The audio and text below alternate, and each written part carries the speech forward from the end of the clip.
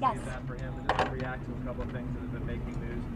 First, we should ask, because headlines just got printed about Mary Trump's book right now. Any position you have on that? She says the president is a narcissist. She's a clinical psychologist. Any response to her book coming out? Well, he's not her patient. He's her uncle. And I know firsthand the way the president feels about his late brother, Fred Trump Jr., Miss Trump's father. And he has been very public about his commitment to ending drug abuse in our nation because of the way he witnessed his own brother's struggles with alcoholism. He is always complimentary of his brother privately and publicly in terms of he was the heir to the family business. He was so handsome, such a force of nature, a great guy, so smart. And that the president has been very clear in private and public settings. I've seen him go like this to kids actually in a room privately, that you don't touch alcohol, drugs, tobacco. He's never had any of that because he says he saw what it did to his brother, whom he loved very much. As for books generally, obviously they're not fact-checked, nobody's under oath. I know there's always this rush to slap credibility on whoever's getting the president that day. Your job is to get the story, not get the president. So thank you for doing that. And I think family matters are family matters. And just because she's a psychologist, I know that your networks and print outlets like to cover any number of people who aren't medically trained in their medical diagnoses of the president. I'm sure that's not very facts first. So in this case, she is giving her opinion about somebody who is not her. I was just asked on TV about a quote that's attributed to Marianne Trump Barry, the sister of President Trump. And there too, since Marianne Barry I haven't seen her comment on that. I know she was at the inauguration. I know they're in touch otherwise. They're siblings. As I say, unlike many of you, I don't like to get involved in people's family business. I certainly wouldn't if I were troubled, thin-skinned, and living in a glass house like so many people these days seem to think things are their business. But we'll settle that some other time. You're a pollster, so you're an expert on this type of topic. The president, we're 4 months after the election, is talking about the Confederate flag and sort of demanding or asking whether there's going to be an apology from the only black full-time driver in NASCAR. You know how this stuff works. Who does that win over? Who is that message capturing right now, and why? And would you advise the president to keep it up? I know earlier today, I'm told the president gave an interview to a different outlet where he said it's a freedom of speech issue, but I think it's a good conversation for this country to have the same conversation with my own children. I personally am most concerned about the American flag and the way it is being set on fire and disparaged and disrespected and what it stands for, because I could never look at that flag and not think of all the veterans and the active military and their families and people who literally have shed their blood so we can stand here together, particularly us women can stand here together with our rights and all of our freedom of speech, freedom of assembly in a great democracy. So I'm most concerned about that. And I think the president made a comment, many of you are playing this 5 years ago. He thinks that maybe have the Confederate flag in the museum. I know many people feel that way. So I'll leave it at that, because I think you asked Kayleigh McEnany, I didn't watch, but a number of questions yesterday about it. You get to ask the president again today if you want to ask him about that and not safely reopen our schools, which I'd imagine, according to your own polling, is very much on people's minds. Caitlin? Kellyanne, why is the president going to Miami on Friday for not something about coronavirus, since it's a hot spot and cases are soaring there? Well, it doesn't mean he won't be asked about it. I'm actually the project officer for that trip, so I can explain it to you. We're visiting Southcom because from April 1st, in the briefing room, and the president and the Secretary of Defense and Ambassador O'Brien and the Commandant of the Coast Guard and others announced that they would be, Operation Surge would put the most assets ever seen for one type of counter-narcotics operation in the Western Hemisphere. Since that time, Caitlin, in just about 100 days' time, we've seen record number of seizures. So Southcom puts out press releases every week. I'm sure you're covering them. I may have missed it, but showing all the seizures they have each week of how many drugs they've been able to see. So we want to talk about that, celebrate that as a nation, because it's a big deal. We see drug overdoses on the rise because people are in extended lockdowns. We want to disrupt the supply before it gets here. And we want to make sure those cartels who are very clever and didn't let COVID-19 get in their way, that we're watching them and we're disrupting the flow. I'm sure he'll talk about, I hope he'll talk about coronavirus. If you were to ask me a question in Florida, or you ask, God bless you. If you were to ask me a question about coronavirus in Florida right now, I would answer it for you. I was in the task force meeting yesterday. I sit right behind Dr. Fauci in the task force meetings. I go to all of them. You're aware of all the numbers and all the Yes. South Florida. So why is it wise for the president to go, a huge contingent of aides, Secret Service agents? Why is that wise to send all of those people into a hotspot? We have an important message for the world, and especially the drug cartels, and really the people in our different communities, Caitlin, that we are doing everything we can under tough circumstances, and having inherited from an administration that did little to nothing to disrupt the flow of narcotics. We're doing everything we can, particularly knowing that most of these illicit drugs come through Mexico or from China, etc. And he's going there. I mean, he and the vice president are the two most essential workers in the country, so they are tested regularly, and the people around them are tested regularly. We are people who come to the safely reopening the schools today will have been tested before they can be near the president, the vice president, and their spouses. So we're in a little bit of a bubble down at Southcom, and we can't just stop. Just like the country can't stop what it's doing, we can't stop what we're doing. He's got to run a nation, and I do. It's a hotspot. It's literally raging with coronavirus. Could he do it by teleconference? Was that considered? Was there any other alternate to do it to going to Florida with that many people, given what happened in Tulsa and what's happened elsewhere with members? I mean, Philadelphia is a hot spot for lots of things. Did you think that it was worth Joe Biden, who is probably an at-risk patient, looks like to me, but since we're talking about non-medical people giving diagnoses, let me put mine in. Did you worry about his safety? Or, I mean, what if he got his spittle? What if Biden's spittle had gone beyond the teleprompters and everybody there was at risk? They're not being tested. He said he hasn't had a COVID test. So we at least know the rest of us are not infected. We'll share that with our teams that cover him. He said I'm worried about them. I'm worried about them because while they're throwing softball questions at Joe Biden, they don't know if they're getting infected. He said he's been tested for cognitive function, amen, but not for COVID. But Secret Service agents go in advance, and so we already saw several test positive after Oklahoma, several tested positive before the vice president. But I've been told how that happened, so I'm not going to reveal that. Do you But think the president would go, Kellyanne, if he didn't have a fundraiser in Miami? yes, we were always going. This is my event, meaning when I say my event, I'm the project officer because I deal with the drug crisis here at the White House, and I put in a scheduling proposal for Southcom probably before we did Operation Surge. For a while, I wanted to show. I think originally I said, hey, maybe when you're down at Mar-a-Lago, we'll go to Miami or one of our trips. And so I don't do the schedule. I work on policy here. So when that's ready, we do it. But you're just going to keep arguing about where the president should go and what he should do. He's got an event here at the White House today, and none of you are asking me a question about it, which I guarantee you, if you looked at your own polling, people are very concerned about kids getting back to school. That's a central nervous system for our nation, our nation's economy. Our parents need certainty. The kids need structure and safety. We saw the digital divide laid bare for these last couple months of the school year, where so many kids in this country could not access distance learning in a fair and equitable way. They could not competently and confidently learn and finish their school years the way they deserve to. So let's all come together on that in a very nonpartisan fashion to figure out how we can get these kids back in school safely, in daycare centers. He finally did something right. Bill de Blasio said he's going to open up the daycare centers tomorrow. Kellyanne, as a pollster, do you see the direction of the Trump campaign focusing on cultural issues versus the economy or COVID-19 as a problem for the Trump administration? Well, you're asking two different things there. I'm not on the campaign. I was on the campaign in 2016 when we won, and thought it was appropriate to give interviews to media and pose in magazines after we won, not before. So you can take that one. Secondly, this election, this re-election, will be about the president's progress report. So they should be talking about the progress that was made on the pandemic, meaning we surged supplies. Every death is tragic.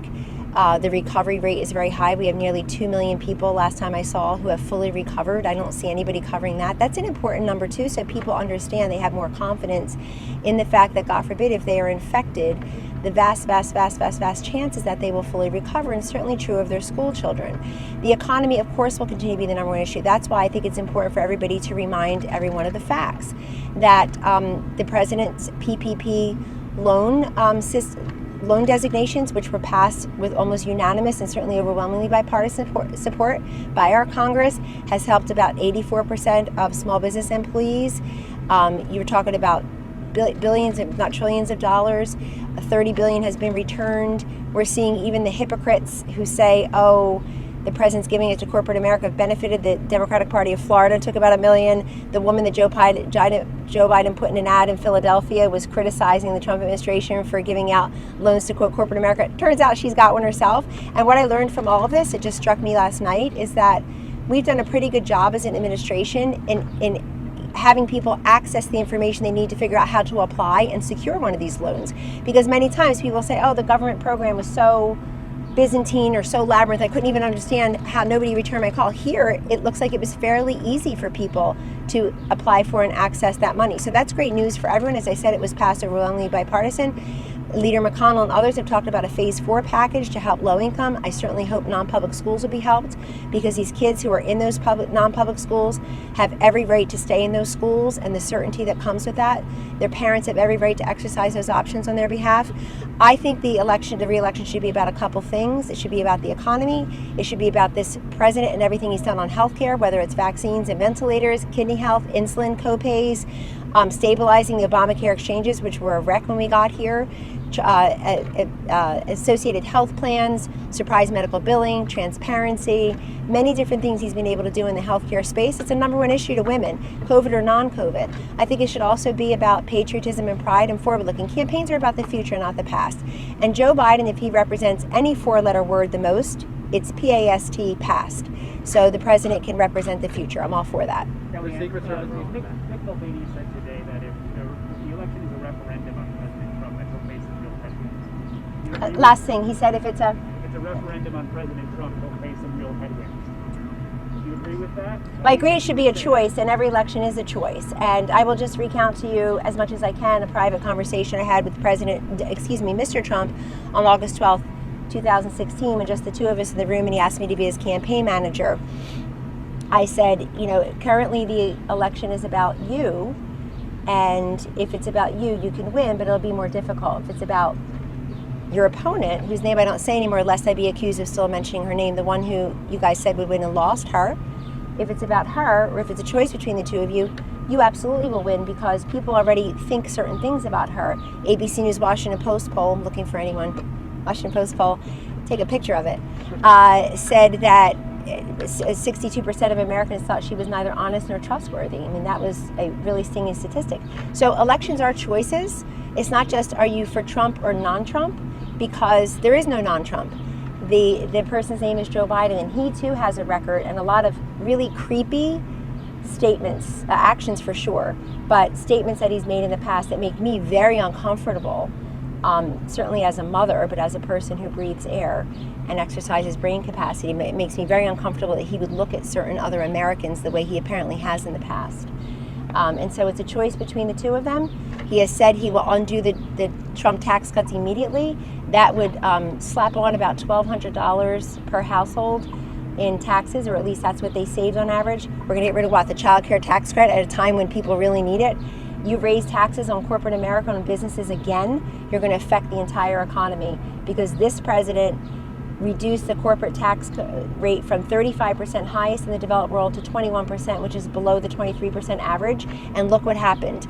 Millions and millions of Americans got bonuses and or raises, many more jobs created. Even during this pandemic recovery, the economic recovery, we've created, 7.5 million jobs in 2 months. May and June were both blockbuster monster jobs reports. So that will all get undone under Joe Biden, who should also be asked to explain what the heck happened with Biden's false promise. You can keep your plan, keep your doctor, quote, everybody will have health insurance. That is a big, fat lie, and one that matters to people. They didn't have health insurance. Millions of people still don't. So why would we go backwards? And Joe Biden just seems to, he's not standing up for law enforcement. He's not standing up for the flag. He's not standing up for patriotism. It's not very inspirational. And frankly, they're not even good at this. He's putting a woman in an ad disparaging the PPP loan program, who got one herself. You said that. If Trump is still down in the polls, though, would you ever consider going back and working on the campaign, since you sort of turned it around and got him to win the first time around? So I'm where the president would like me to be, and he's made that very clear. So I do think that there are certain analogies to 2016. that are still true. The electoral map is still the electoral map, and I was very public about where we were going and why. You can pull the tape. I know many people thought he was going to win, and they said so starting November 9th at about 3:30 a.m., but I can't find their text or their emails or their tapes. I have a living, breathing video catalog, and I can show you on your network a lot, especially that morning show, day after day after day. Here's why we're going back to Pennsylvania. Isn't it Republican fool's gold, Kellyanne? Yes, it has been. We're going to do, Mitt Romney lost to 6 collar counties around Philadelphia. We'll probably lose them too, just not as badly. Did you say you lose them? Yes, we'll probably lose them not as badly. That was true, except for Chester County. He did about a point better than us, but that will run up the totals in the rest of the state. Something that's true is still true. Pennsylvania still has 20 electoral votes. What they don't have this time is a Republican governor, and they don't have early vote. They now have early voting, which they didn't have last time. So some things are different, but many things are still the same. I'd say it's better for President Trump in that he's not just promising things, he's proven that he's been a voice and an actor for the forgotten man or forgotten woman. And he should be talking about that. I think his convention will showcase actual people who have been helped. But for Donald Trump being president, Mike Pence being vice president, these people would still be languishing in jail, would still be languishing on drugs, would not have a job, would not have been able to purchase their first home, would not have been returned to American soil from some prison, some detention, some prison abroad. He's brought home so many hostages and detainees on his watch, for example. So there are many examples. And then, of course, taking Joe Biden on and reminding people that we've never seen. I just saw another poll or a story about, it was in the mainstream media outlet, about how angry many women, suburban women are at China. You betcha, because they've been paying attention for 4 months as to what's going on and who caused it. And so us being able to remind people why that is and how that happened, and holding China accountable and the WHO accountable for the spread of a virus they said wasn't spreading, couldn't be transmitted human to human. Whoa. And wasn't serious while they were locking down their own country, locking down Wuhan. You've been making that point for quite a while now, and yet the president is still behind Joe Biden in the polls, in some national polls by double digits. Yeah, the national polls don't mean as much to me. I think they're great for trends. Yeah. So let me just tell you, and as a pollster, I will tell you, when I became campaign manager, we never did a single national poll ever, because it would have been a colossal waste of money that we didn't have. We did a ton of statewide polls, because you don't win or lose the election based on national polls, and you don't win the popular vote, and you don't win or lose based on electability, which is a fiction. You win on the Electoral College. And that's what we focused on, and I'm sure that's what they're focusing on as well. So these state polls are really important. I said last week, I'll say again, I think Trump and Biden are pretty much where I would expect them to be right now in most of the state polls, which is the ones that have good methodology, by the way. Let me caveat that, which is that they're both under 50% and they're within striking distance of each other, give or take a few points. So that doesn't surprise me at all, because, again, part of that private conversation, August 12, 2016, and then the strategy, but I was very public about it. I don't know what everybody's hiding these days, very public about it, was, hey, we're going to go into states that Obama-Biden won twice with over 50% of the vote, where Hillary has never been at 50% and stayed there in a poll for any, polling for an appreciable amount of time. And third, where a Republican has been elected statewide to Senate and or governor during the President Obama years, meaning they're not allergic to Republicans. In fact, when they need a chief executive and or a senator, they voted Republican. So we know they'll do that. And we focused on those states. And even some that we didn't win. We focused on New Hampshire and Colorado and New Mexico and Nevada, but we sure the heck focused on Wisconsin, Pennsylvania, Michigan, Iowa, Ohio, North Carolina, Florida, Pennsylvania. So I don't think it's a big mystery how to win. Maybe some of the other stuff is a mystery, but I don't think it's a big mystery how to win. And I think most of the campaign is still ahead of us. I would remind you, at this point in 2016, it was the day after Jim Comey's press conference that he shouldn't have had press avail, making an announcement that Rod Rosenstein and Loretta Lynch and others clearly felt was none of his business to talk about the Department of Justice not charging Hillary Clinton for her email scandalabra. And he made that announcement, and I'm sure I was on the campaign by that time as a pollster and senior advisor. I remember it very clearly, watching that press avail with a bunch of other staffers at the campaign. We had a meeting that day about who to pick for VP, so it's early. There will be debates. And we'll continue to. And I just think, for me, for COVID-19, we're always battling a dual medical and financial crises, and we're watching both and trying to help people do both. With these extended lockdowns, I just had a call with my opioid cabinet. It is downright saddening what's happened in these extended lockdowns. We had drug overdoses up 18% in April, I think it was, no, March, but by May it was 42%. So the longer people go, economically desperate, socially isolated, alone with their drugs, it's very, very hard for many people to do that. And I don't blame them. We have to help them. So thank you. We'll see you at 3 o'clock. Thank you. Sorry? Really quickly on today's event. Yay! And the head of the National Education Association testified on the Hill today that they're worried about overcrowding in classrooms and the spread of the virus through overcrowding. What do you say to those?